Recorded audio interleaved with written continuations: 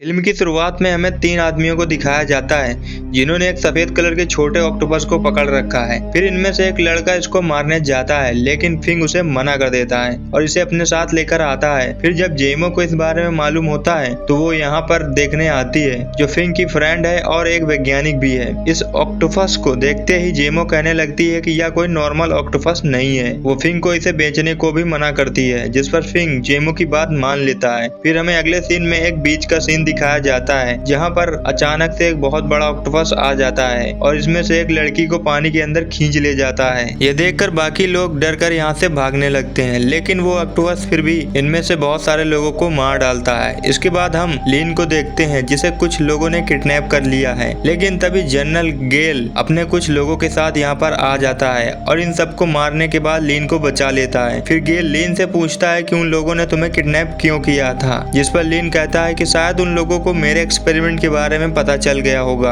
इसके बाद हम जेमो को देखते हैं जिसके लैब से एक्सपेरिमेंट के सारे सैंपल खो चुके हैं। तभी जनरल बायोटेक्नोलॉजी का ऑनर लीन यहाँ पर आता है और जेमो को जीन न्यूट्रिशन प्रोजेक्ट पर काम करने का ऑफर देता है, लेकिन जेमो को ऐसी चीजें पसंद नहीं है, इसीलिए वो इस ऑफर को मना कर देती है। जिस पर लीन कहता है अगर तुम इस प्रोजेक्ट को कंप्लीट करने में मेरा साथ दोगी तो मैं तुम्हारे पूरे 5 साल के एक्सपेरिमेंट को कवर करूंगा। इसके बाद लीन फिंग से मिलता है और व्हाइट कलर के ऑक्टोपस के बदले बहुत सारा पैसा ऑफर करता है, लेकिन फिंग इस ऑफर को तुरंत मना कर देता है। तभी जेमो यहाँ पर आ जाती है और फिंग तुरंत जेमो से मिलने चला जाता है। जेमो फिंग से कहती है कि तुमने कल के अटैक के बारे में तो जरूर सुना होगा। मुझे लगता है कि यह चीज तुम्हारे पास वाले ऑक्टोपस से जुड़ी हुई है, इसीलिए तुम्हें इसको पानी में तुरंत दोबारा छोड़ देना चाहिए। लेकिन फिंग इस चीज को केवल एक एक्सीडेंट समझता है और जेमो की बात मानने से मना कर देता है, जिसके बाद जेमो गुस्से से यहाँ से चली जाती है। फिर हम लीन के असिस्टेंट को देखते हैं जो कुछ लोगों से उस व्हाइट ऑक्टोपस को लाने को कहती है। फिर हम देखते हैं कि जेमो लीन के लिए काम करने को रेडी हो गई है। तभी पानी में इनको सैटेलाइट से कोई चीज डिटेक्ट करती हुई नजर आती है, जो असल में एक बहुत बड़ा ऑक्टोपस होता है। फिर इसको पता चलता है कि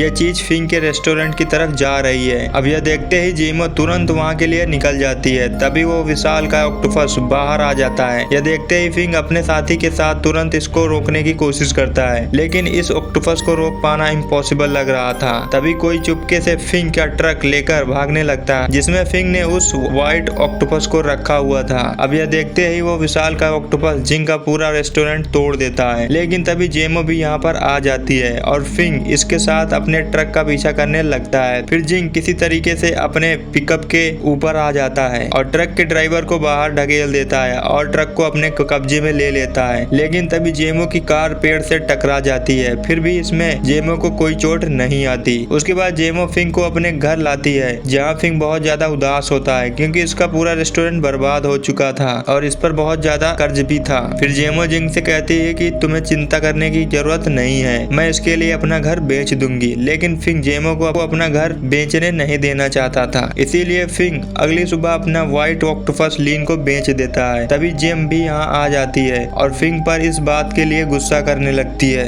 क्योंकि व्हाइट ऑक्टोपस और समंदर में रहने वाले मॉन्स्टर के बीच जरूर कोई गहरा कनेक्शन है। लेकिन फिंग को जेमो की सारी बातें बकवास लगती हैं, जिसकी वजह से दोनों के बीच बहस हो जाती है और जेमो फिंग से कहती है कि तुम इस गलती के लिए जरूर पछताओगे। इधर फिंग के दोनों दोस्त मछली पकड़ने के लिए समंदर पर जाते हैं, लेकिन तभी वो विशाल का ऑक्टोपस दोनों को मार डालता है। इसके बारे में पता चलने के बाद फिंग बहुत ज्यादा दुखी हो जाता है। फिर जेमो फिंग से कहती है कि मैंने इस बारे में पहले ही अंदाजा लगाया था, लेकिन अब हम दोनों के अलावा ये पूरा आइलैंड भी खतरे में है। ये सुनकर फिंग कहता है कि मैं उस ऑक्टोपस से बदला जरूर लूंगा। फिर लीन व्हाइट ऑक्टोपस को मारने वाला होता है, लेकिन जेमो इसको जिंदा रखने की बात करती है ताकि इस पर न्यूट्रिशन वाला रिसर्च किया जा सके। फिर जब यहाँ कोई नहीं होता तो जेमो इसे टच करने की कोशिश करती है और वो बेबी ऑक्टोपस इसे कुछ भी नहीं करता। लेकिन इसी वक्त जेमो के साथी भी यहाँ आ जाते हैं और बताते हैं कि डीएनए रिपोर्ट से पता चला है कि इस बेबी ऑक्टोपस और उस रेस्टोरेंट पर हम अटैक करने वाले विशाल का ऑक्टोपस के बीच माँ और बेटे का रिलेशन है। इसके अलावा उस बड़े ऑक्टोपस की उम्र लगभग 75 साल है, जबकि आमतौर पर ऑक्टोपस 4 से 5 जी पाते हैं। अब जेमो को लगता है कि यह किसी न्यूक्लियर रेडिएशन की वजह से हुआ है। जेमो की साथी कहती है कि हमें इस बेबी ऑक्टोपस पे कोई भी रेडियो एक्टिव चीज नहीं मिली। यह सुनते ही जेमो को शक हो जाता है कि इनसे पहले भी इस पर किसी ने स्टडी किया है। इसके बाद हम लीन को देखते हैं जो अपने ग्रैंडफादर की एक पुरानी डायरी डायरी ओपन करता है और उसमें से एक टूटा हुआ बैज निकालता है जिसके पीछे कोई अधूरा सीरियल नंबर लिखा होता है। तभी जीमो को न्यूज से पता चलता है कि लीन ने रिसर्च को पब्लिश कर दिया है। वहीं गेल अपने किसी सीनियर ऑफिसर से कांटेक्ट करता है और कहता है कि मुझे इसका क्लू मिल गया है। इधर जेमो लीन पर रिसर्च पब्लिश करने के लिए गुस्सा होती है, लेकिन अब गेल भी अपने लोगों के साथ यहाँ पर आ जाता है और लीन के ऊपर गन पॉइंट कर देता है और कहता है कि तुमने इस बात को हमसे क्यों छिपाया था। अब मुझे तुम्हारा पैसा नहीं बल्कि तुम्हारा एक्सपेरिमेंट चाहिए। इधर जेमो चुपके से लीन के लैपटॉप को एक्सेस कर लेती है जिसमें इसे कुछ पुराना फोटोग्राफ और सीक्रेट रिपोर्ट नजर आते हैं, लेकिन तभी लीन और उसकी असिस्टेंट उसे पकड़ लेते हैं। फिर लीन को पता चलता है कि इस असिस्टेंट ने ही गेल को सारा रिपोर्ट दिया था। इसके बाद गेल लीन से पूरी बात बताने को कहता है। लीन बताता है कि मेरे ग्रैंडफादर जर्मनी में एक मिलिट्री रिसर्च में साइंटिस्ट थे जिनको जीन न्यूट्रिशन पर काम करने के लिए फोर्स किया गया था। फिर उन्होंने पानी के अंदर रहने वाले बहुत से जीवों पर स्टडी किया, लेकिन वे सभी टेस्ट फेल हो गए। फिर आखिर में उन्होंने एक ऑक्टोपस पर भी इस चीज का टेस्ट किया, लेकिन वो ऑक्टोपस उसी समय वहाँ से भाग गया था। इसके अलावा कुछ समय बाद ही उस मिलिट्री बेस को बंद कर दिया गया था और मैं काफी समय से इस ऑक्टोपस को ढूंढ रहा था जिसकी मदद से असली रीजेंट को खोजा जा सकता है। फिर लीन अपने पास वाले आधे बैच को दिखाता है। इसके बाद गेल अपने जेब से इसका आधा टुकड़ा निकालता है और अब लीन भी समझ जाता है जो कुछ भी हुआ वो सब इन्हीं की चाल थी। इसके बाद व्हाइट ऑक्टोपस को लेकर समंदर के बीच में आ जाता है। इसी वक्त फिंग भी यहाँ आ जाता है, लेकिन ये लोग उसे पकड़ लेते हैं और समंदर में फेंकने जाते हैं, लेकिन तभी इसे वो बेबी ऑक्टोपस पकड़ लेता है और फिंग को एक बड़ी मछली का शिकार बनने से बचा लेता है, जिसकी वजह से इन दोनों के बीच दोस्ती भी हो जाती है। लेकिन इसी वक्त वो विशालकाय ऑक्टोपस भी आ जाता है, जिसके बाद गेल के आदमी इसे रोकने के लिए फायरिंग करने लगते हैं। वहीं अब जीमो फिंग को ऊपर खींच लेती है, फिर बेबी ऑक्टोपस को भी आजाद कर देते हैं, लेकिन इसी वक्त गेल के आदमी इसे शूट कर देते हैं, जिसके बाद बेबी ऑक्टोपस नीचे चला जाता है। यह देखते ही वो बड़ा वाला ऑक्टोपस सभी पर हमला करने लगता है, इस पर एक पावरफुल अटैक कर देता है, जिसके बाद वो ऑक्टोपस यहाँ से चला जाता है। लेकिन कुछ समय बाद वो इनके पूरे शिप को अपने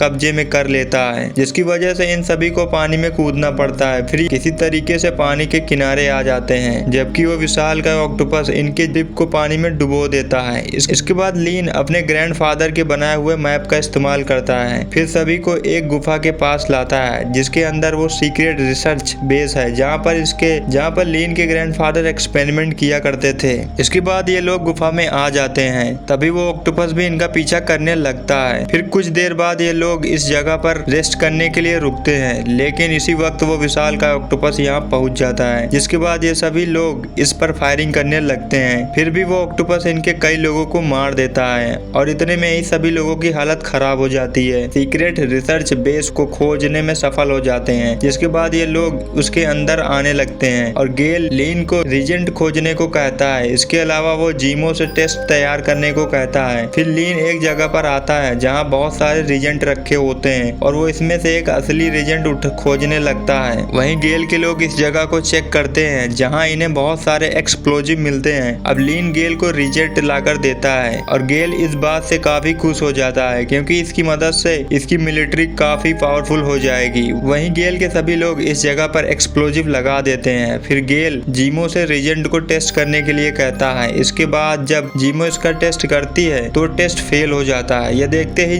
गेल लीन के पैर पर शूट कर देता है और कहता है कि तुमने मुझसे एक बार फिर से झूठ बोला। इसी वक्त वो विशालकाय ऑक्टोपस भी यहाँ आ जाता है और ये देखते ही सभी लोग इस पर फायरिंग करने लगते हैं, लेकिन अब वो ऑक्टोपस भी इनको मारना शुरू कर देता है। फिर जीमो और फिंग लीन को अपने साथ लेकर भागने लगते हैं, लेकिन लीन जख्मी होने की वजह से तेज भाग नहीं पा रहा था और वो ऑक्टोपस भी इनका पीछा करने लगता है। फिर भी वो दोनों लीन को पीछे नहीं छोड़ते और इसके साथ एक जगह पर छिप जाते हैं। वहीं दूसरी तरफ वो ऑक्टोपस गेल के लगभग सारे लोगों को मार देता है। तभी इसी वक्त लीन के ऊपर लोहे की एक भारी चीज गिर जाती है और लीन की हालत काफी खराब हो जाती है। फिर लीन जीमो को असली वाला रीजेंट दे देता है जिसको इसने गेल से छिपा लिया था, क्योंकि अगर यह चीज गेल के हाथों में आ जाती तो फिर वो इसकी ताकत से पूरी दुनिया को बर्बाद कर देता, जिसके बाद लीन की यहीं पर मौत हो जाती है। फिर फिंग जेमो को रीजेंट लेकर यहाँ से जाने के लिए कहता है और खुद डेटोनेटर लेने जाता है, लेकिन अब गेल उसे पकड़ लेता है, जिसके बाद ये दोनों आपस में लड़ने लगते हैं और गेल फिंग पर भारी पड़ता है और फिंग जेमो से असली रीजेंट का टेस्ट करने को कहता है। फिर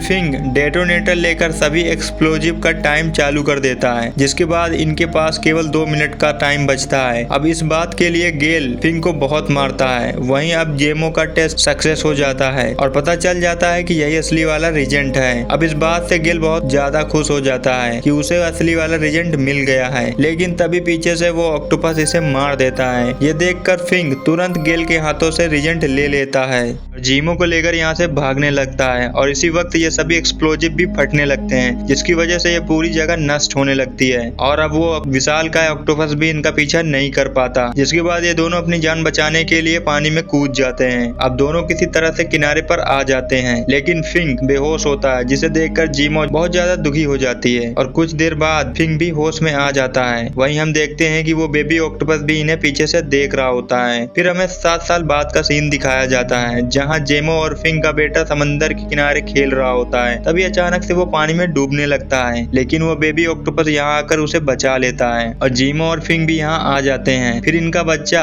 इनसे पूछता है कि क्या बेबी ऑक्टोपस वाली स्टोरी सच थी जिसने आप दोनों को बचाया था। ये सुनकर दोनों मुस्कुराने लगते हैं और इसी के साथ ये फिल्म यही समाप्त हो जाती है।